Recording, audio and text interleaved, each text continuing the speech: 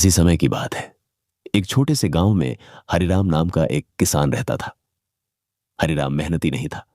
वह दूसरों की मेहनत पर जीना चाहता था। जब भी फसल पकती, वह रात को खेतों में घूमता और चोरी छिपे दूसरे किसानों की फसल काटकर अपने घर ले आता। गांव के लोग आपस में शक करते, पर कभी पकड़ नहीं पाते।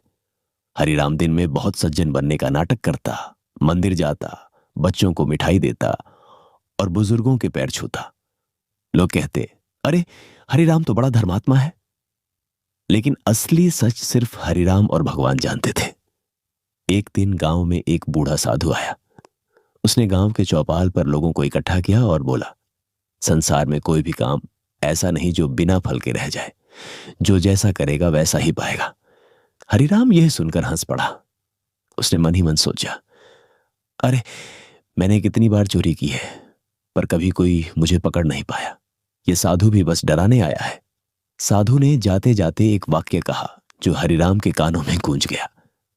कभी कभी फल देर से मिलता है, पर मिलता जरूर है। कुछ ही दिनों बाद गांव में सूखा पड़ गया। खेतों में पानी नहीं रहा। हर किसान चिंतित था। तभी सरकार ने घोषणा की कि जिनके पास अनाज का भंडार है, वही लोग अपने परिवार को बचा पाएंगे। गांव के सभी किसान अपने अपने गोदाम देखने लगे। हरिराम भी अपने गोदाम की तरफ भागा। उसने सोचा, मैंने इतने सालों तक चोरी की है, अब मेरे पास खूब अनाज होगा। यही समय है जब सब मेरे आगे हाथ जोड़ेंगे। लेकिन जैसे ही उसने गोदाम खोला, उसकी आंखें फटी की फटी रह गईं। सारा अनाज सड़ा हुआ था। चूहे, कीड़े और नमी ने उसे बर्बाद कर दिया था। कई बोरियों में तो सिर्फ धूल और गंध बची थी। अब वही किसान जिनकी फसल उसने चुराई थी, पास के शहर में मेहनत करके अनाज खरीद लाए। उन्होंने अपना परिवार बचा लिया, पर हरिराम भूखों मरने की कगार पर पहुंच गया। उसने गांव वालों से मदद मांगी, पर सभी ने कहा, जिसने हमारा अनाज चुराया, आज वही भीख मांग रहा है। यह उसके कर्मों का फल है। हरिराम को अपनी गलती का एहसास हुआ। उसे साधु की बात याद आई, फल देर से मिलता है, पर मिलता जरूर है। कुछ दिनों बाद गांव में बारिश आई। हरिराम ने तय किया कि वह अब चोरी नहीं करेगा। वह दिन रात खेत में मेहनत करने लगा।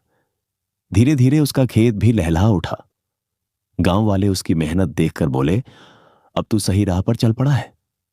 हरिराम ने अनुभव किया कि सच्ची खुशी चोरी में नहीं, मेहनत में है। और कर्मों का फल हर हाल में मिलता है। अच्छा या बुरा, यह हमारे ही हाथ में है। कहानी से सीख, एक, कर्मों का फल अवश्य मिलता है, चाहे देर से ही क्यों ना हो। 2, गलत काम करके